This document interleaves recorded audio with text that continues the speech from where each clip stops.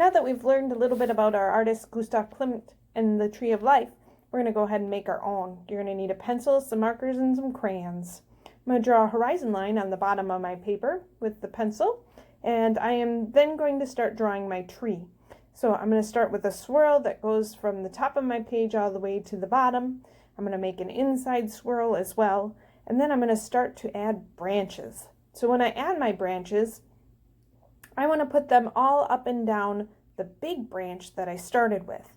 Sometimes they can curve the same directions, and sometimes they can curve and make a different sort of branch so that not all of them look and resemble exactly the same. I'm also going to start adding branches onto the branches I already added. Sometimes they can be small and tight, and sometimes they can be loose and kind of bigger. And so I'm going to go ahead and keep adding some branches onto the ones that I've already started. And then I'm going to decide whether or not I want them to face the same direction as the branch that I started on, or whether or not they're going to curl the other way.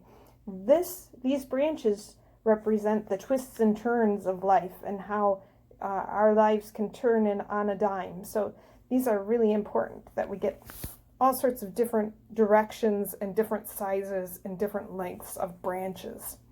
Once we have that done, then what I'm going to do is I'm going to use my eraser, and I'm going to erase the connections in between the branch and the trunks.